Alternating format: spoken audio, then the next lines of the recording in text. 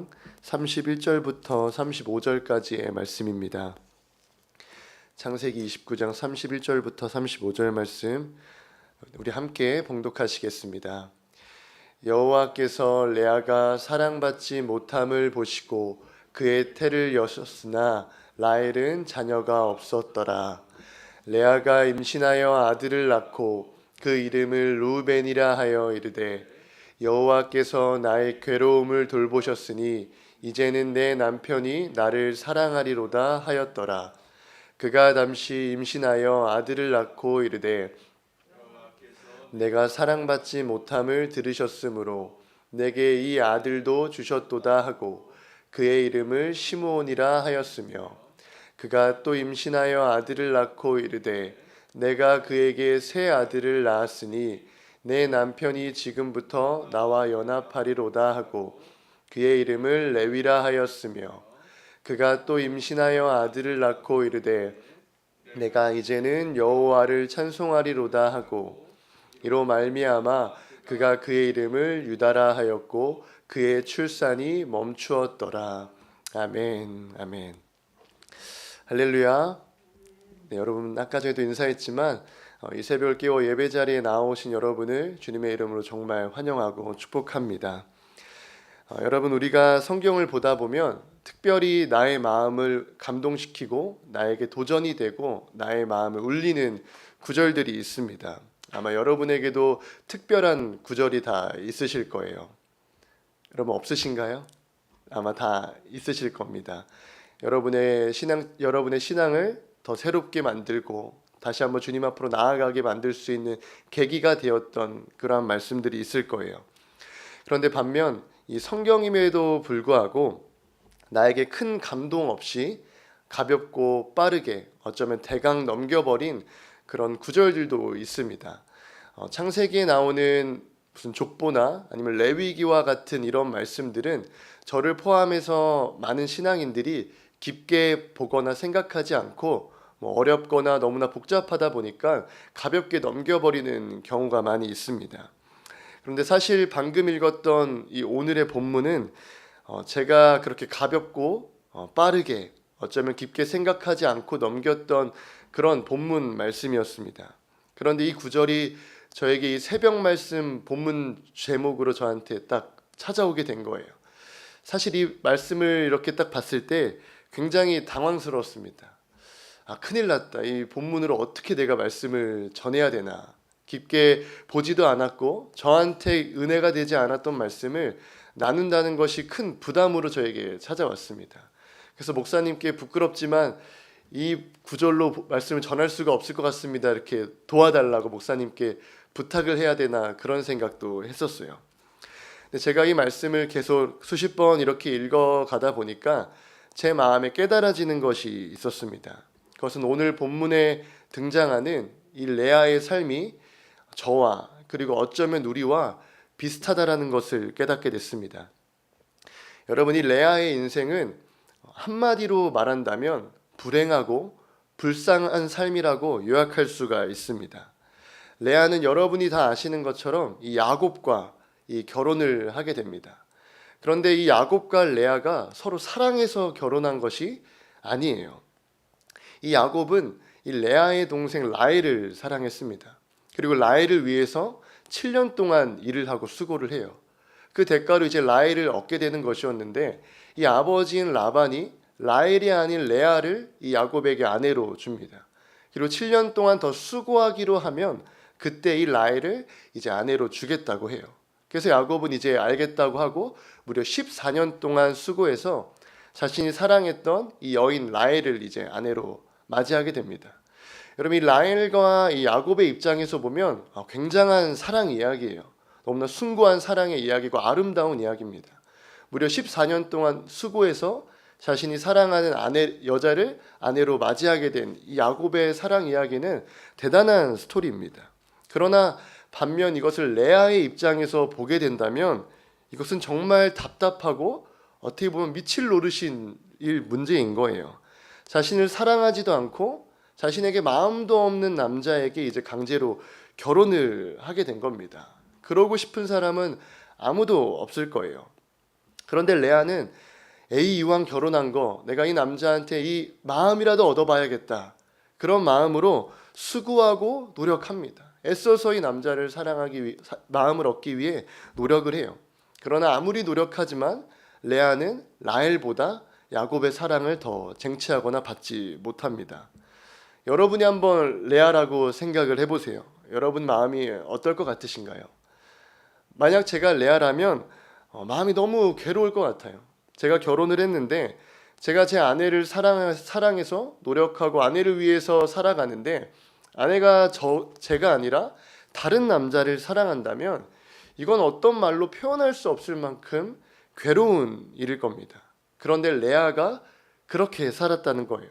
아무리 나의 힘과 의지와 노력으로 애써도 자신이 그런 원하는 결과를 얻을 수가 없었습니다. 여러분, 사람이 자신의 힘과 노력으로 아무리 애써도 자신이 원하는 것을 얻지 못할 때 좌절하고 무너지게 되어 있습니다. 그런데 그때 놀랍게도 우리가 다 원하는 것처럼 이 레아에게 하나님이 개입을 하십니다. 하나님께서 레아에게 자녀를 4명이나 주세요. 여러분, 많이 주셨죠. 그때 레아는 기대했습니다. 하나님께서 나에게 자녀를 이제 주셨으니까 이번에는 이 야곱이 이 남자가 이젠 나를 좀 사랑하지 않을까, 그렇게 굳게 믿고 기대를 했어요. 그래서 자녀들의 이름도 그렇게 지었습니다. 그러나 야곱은 여전히 라헬만 사랑하는 거예요. 근데 여러분, 이것이 참 이상하지 않나요? 전 이 대목에서 납득이 되지 않았습니다. 분명 하나님께서 레아를 불쌍히 여기셔서 그녀에게 자녀를 주셨습니다. 너무나 불쌍했기 때문에. 그런데 그 선물을 받으면 분명 이제 레아가 원하는 것처럼 무엇이 이루어져야 되는데 이루어지지가 않는 거예요. 말씀처럼 하나님께서는 분명히 불쌍해서 임신을 허락하셨습니다. 야곱에게 사랑받지 못하는 그녀가 가여웠기 때문에. 그럼 우리가 원하는 것은 이제 레아가 야곱의 사랑을 이제 받게 되는 거예요. 사랑받지 못했던 그녀가 사랑을 받는 것인데 우리가 원하는 결론과 그림이 그려지지 않습니다. 여러분, 우리가 영화를 봐도 영웅이 등장하면, 난세의 영웅이 등장하면 어려운 환경이 바뀌고 기뻐지고 밝아지고 행복해지는 그런 그림들이 영화에서 우리가 많이 봅니다. 근데 분명 하나님께서 개입하셨으면 다시 내가 원하지 않았던 상황이 원했던 상황으로 바뀌어야 되는데 그런 환경이 나타나지 않는다는 거예요. 근데 제가 이 말씀을 보면서 깊은 하나님의 말씀을 깨닫게 됐습니다. 여러분, 하나님의 계획과 생각은 그게 아니셨어요. 우리가 원하는 것은 레아가 사랑받는 것이지만 하나님의 계획은 단순히 레아가 야곱의 사랑을 받는 것이 아니었습니다. 그렇기 때문에 무려 자녀를 4명이나 주신 거예요. 왜냐하면 4번째 자녀를 낳았을 때 레아가 비로소 깨닫게 됩니다. 하나님의 마음을 그때 발견하게 돼요. 여러분, 레아는 자녀를 낳을 때마다 포커스가 이 남편, 이 야곱에게 맞춰져 있었습니다. 내가 라헬은 낳지 못하는 이 자녀를 낳았으니까 이제 남편 야곱이 나를 사랑하겠지. 레아가 그렇게 생각을 합니다. 그런데 그게 아닌 거예요. 둘째를 낳았을 때 이번에는 다르겠지. 셋째를 낳았을 때 이번에는 다를 거야. 근데 달라지지 않았어요. 심지어 넷째를 낳았을 때도 레아가 기대했던, 원했던 상황은 펼쳐지지가 않았습니다. 그런데 중요한 것은 넷째를 낳았을 때 레아의 마음이 바뀌었다는 거예요. 레아는 4번째 자녀의 이름, 유다의 이름을 이런 뜻으로 짓습니다. 내가 이제는 주님을 찬양하겠다. 내가 이제는 주님을 찬양하고 노래하겠다. 여러분, 다시 말하지만 레아의 현실은 달라지거나 바뀐 것이 전혀 없습니다. 힘썼고 달렸고 땀 흘렸지만 그녀에게 원하는 것은 이루어지지 않았어요. 그러나 그녀의 입술에서 이제 마음에서 찬양과 찬송이 흘러나왔습니다. 여러분, 뭐가 달라진 걸까요? 레아는 이제 자신의 상황과 문제를 보지 않고 나를 보살펴 주시고 나와 함께 하시고 지금도 나를 생각하시는 그 하나님을 발견한 것입니다. 외적인 상황은 만족할 수가 없지만 자신과 함께 하시는 이 하나님을 바라봤을 때 그녀의 마음에서 기쁜 찬송과 찬양이 흘러나왔다는 거예요. 여러분, 우리의 삶도 이 레아와 같을 수가 있습니다. 여러분의 삶의 문제, 직장 문제, 가정 안의 문제, 자녀 문제, 내면적인 문제 등등 제가 알 수 없는 수많은 문제들이 여러분의 삶 가운데 일어나고 있으실 거예요. 내가 아무리 노력하고 힘쓰고 내가 달려가도 달라지지 않는 문제들이 여러분의 삶에 지금도 여전히 있을 수도 있습니다. 그러나 여러분, 그때 우리가 하나님을 바라보고 나의 시선이 주님께로 향한다면 그런 문제들은 더 이상 우리에게 문제가 아닌 하나님을 바라볼 수 있는 기회가 될 수 있습니다.